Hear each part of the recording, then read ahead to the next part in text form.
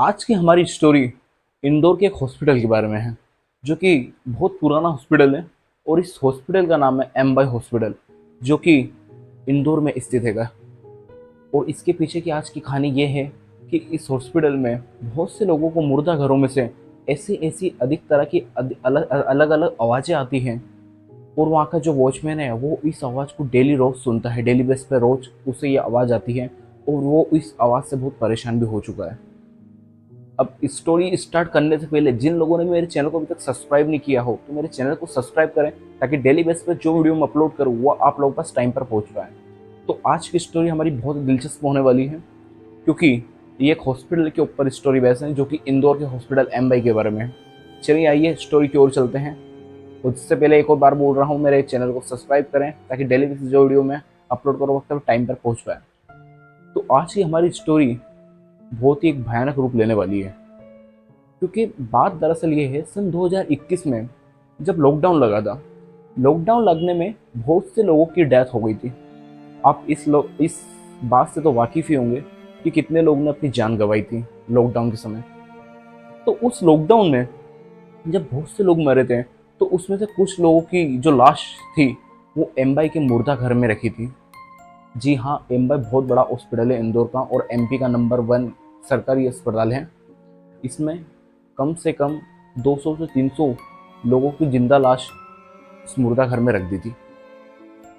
फिर एक दिन जब वॉचमैन, लॉकडाउन की 31 मार्च की बात है, 31 मार्च के दिन जब वॉचमैन अपनी ड्यूटी के लिए रात में आता है, रात में आने के बाद उसे ऐसा लगता है कि उसके आसपास कोई सी चीज़ मंडरा रही है। वो उस चीज़ को, उस आवाज़ को बड़े ही ध्यान से सुनता है। इतने ध्यान से सुनता है जैसे कि वो किसी से बात कर रहा हो। वो इतने ध्यान से उस आवाज़ को सुनता है, और आवाज़ को सुनते ही उसे ऐसा लगता है कि ये मुर्दा घर में से किसी की आवाज़ आ रही है। तो उस वॉचमैन का उस समय मन नहीं मानता है, और वो गेट खोलकर मुर्दा घर के अंदर चले जाता है। जैसे ही मुर्दा घर के अंदर जाता है, अंदर जाते ही उसे दिखता है कि बहुत से लोग वहाँ आपस में बात कर रहे हैं, खड़े हैं। जब एकदम वो अपनी आंख मसल के पूरी ऐसे देखता है, आंख मसल के, तो वहाँ पर सब नॉर्मल सा लगता है। ऐसा लग रहा था जैसे कोई नहीं था। फिर वॉचमैन ये सोचता है कि शायद ये मेरे मन का वहम होगा, ऐसा कुछ हुआ ही नहीं है, ये मैं बस मन से सोच रहा हूँ। फिर ऐसा ही सोचकर वॉचमैन वहाँ से निकल जाता है और अपनी ड्यूटी की ओर वापस बाहर गार्ड की तरह बैठ जाता है दरवाजे पर।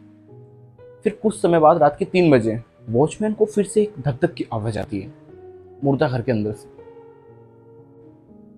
तो जब वॉचमैन फिर से मुर्दा घर के अंदर जाता है, अंदर जाते ही उसके पीछे से कोई उसे पीठ पर एक थप्पा देता है, और गेट अपने आप लग जाता है। गेट जैसे अपने आप लगता है, ये बात है 31 मार्च की सन 2021 की। जब गेट अपने आप लग जाता है, उसके बाद वो वॉचमैन इतना ज़्यादा डर जाता है कि मानो उसकी जान निकल गई हो। वो इतना ज़्यादा डर जाता है, उसकी जान निकल गई हो। वो चिल्लाता है जोर जोर से अंदर ही अंदर, बचाओ बचाओ। लेकिन उस मुर्दा घर में सिर्फ उसके अलावा मुर्दा लाशें ही वहाँ मौजूद थी।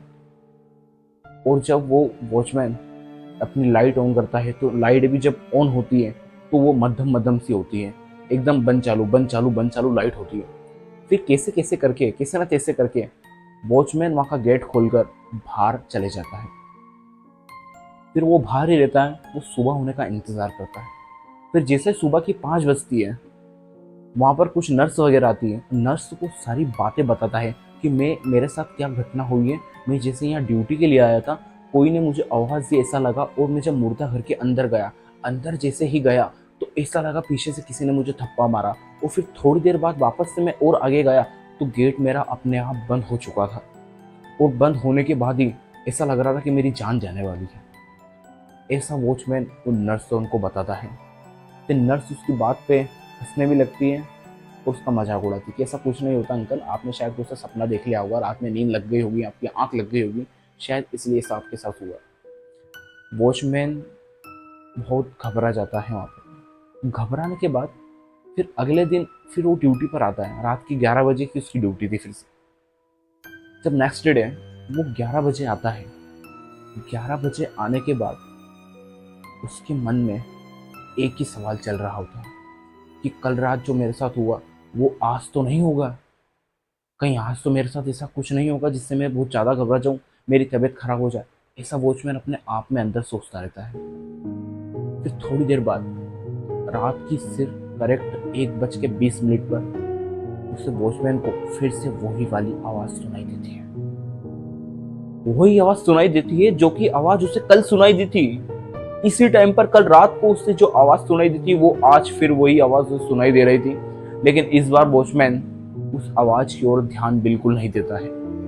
वो यही सोचता है कि ये कोई मुझे बुलाने की कोई साजिश है, कोई मुझे अंदर बुलाना चाहता है और मेरी जान लेना चाहता। वॉचमैन के मन में सिर्फ ये ही बात चल रही थी। और जब बहुत देर तक वॉचमैन के मन में ये बात चलती रही, समय निकलता जा रहा था। फिर 2:30 बज चुके थे। फिर 2:30 बजे मुर्दा घर के अंदर से किसी की रोने की आवाज आती है। और जब रोने की आवाज आती है वो ऐसा लग रहा है कि जैसे कोई बच्चा रो रहा होता है। तो वॉचमैन से रहा नहीं गया, एक बार वो चेक करने गया कि अंदर कोई है तो नहीं। जब अंदर वो जाता है तो जो वो दृश्य वहां का देखता है, उसे देखकर उसका दिल दिमाग सब हिल जाता है। वो अंदर जाते से ही देखता है कि एक टेबल है और टेबल के ऊपर एक हाथ कटा हुआ पड़ा था, एक पैर कटा हुआ पड़ा था अलग। जब वॉचमैन वो देखता है तो पूरी तरह से वो गार्ड डर जाता है और डर के वहीं गिर जाता है।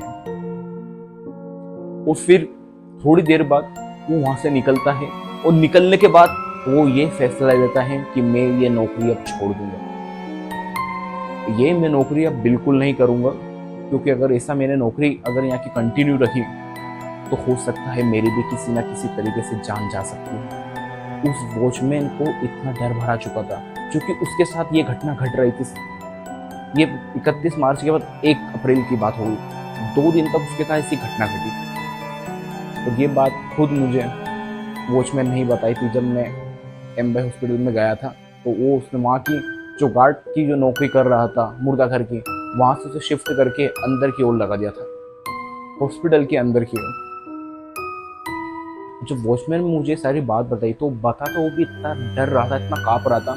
तो मैंने उन्हें समझाया था कि आप इतने डर क्यों रहे हैं। तो ये सारी बात जब उन्होंने बताई तो मुझे भी यकीन नहीं हुआ। और फिर वॉचमैन उस मुर्दा घर की ओर कभी नहीं गया। वो कहा जाता है आज भी रात में अगर मुर्दा घर की ओर से रात में कोई निकलता है 12 से 1 के बीच में, तो वहां से अंदर से पीछे की ओर से किसी की रोने की आवाज आती, कोई पुकारता है कि हमें बचाओ।